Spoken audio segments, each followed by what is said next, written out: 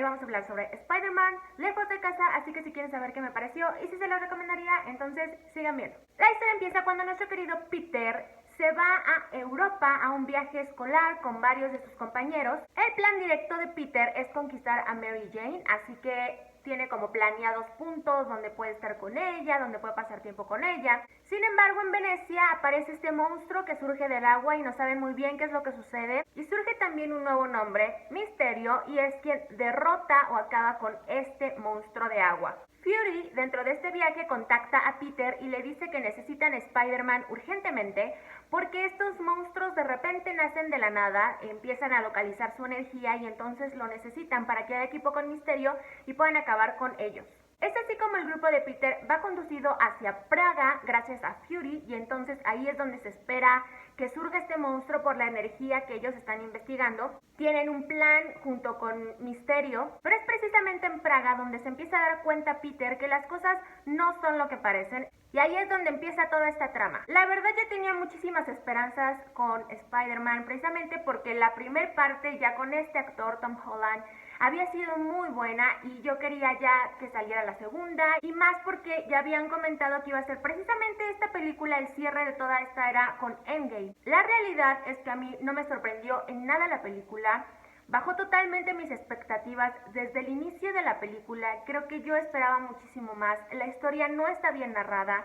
Los personajes no son firmes. Peter no es firme. Básicamente toda la película se trata de Iron Man y de cómo Tony Stark hizo esto y cómo dejó aquello y cómo ya se fue. Y todo va alrededor de ese tema. Así que creo que Peter Parker, Spider-Man, queda de lado un poco y no es el centro de atención. Además, los amigos que salen con él, que van de la escuela, son bastante sosos. Incluso el personaje de su mejor amigo en la primera parte, aquí lo volvemos a ver, creo que no termina de encerrar bien el humor. No nace de forma natural, la comedia es bastante forzada, muchos chistes que están en la trama que no tienen nada que ver, que de repente surgen pero ni siquiera te dan risa. Otro problema que tengo directamente es con Mary Jane. Creo que en la primera parte la vimos muy por encimita y francamente no era la Mary Jane que nosotros esperábamos y definitivamente creo que no es Mary Jane, no se comporta de esa forma, es bastante diferente el personaje a como lo conocemos, así que no termina de cuadrar en la trama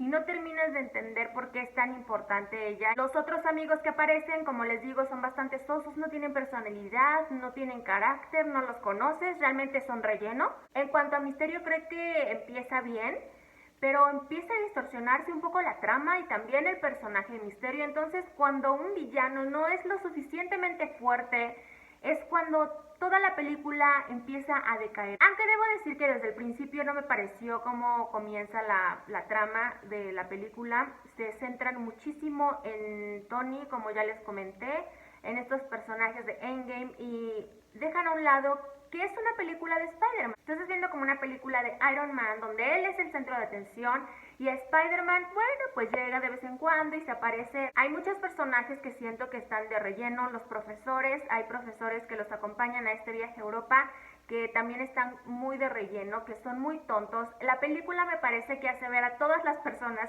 muy tontas, incluyendo a Spider-Man, porque cae muy rápido en una trampa, porque se deja manipular muy fácilmente y ese no es Spider-Man. Se supone que Spider-Man es bastante vivaz, se empieza a cachar como que esto no es normal y aquí lo hacen ver muy maniable y entonces termina siendo un Spider-Man totalmente diferente al que conocemos, va siendo bastante tonto durante toda la trama. Nunca termina de sorprenderte bastante la historia, todo lo que va pasando dices, esto iba a pasar, unos 10-15 minutos antes ya sabes cómo va a ir corriendo la trama antes de que suceda porque es bastante predecible. De las cosas buenas que puedo sacar definitivamente son los efectos, tiene efectos muy buenos, aunque creo que llega un punto en donde abusan demasiado y entonces empiezas a marearte y no entiendes y hay como que demasiada pantalla verde.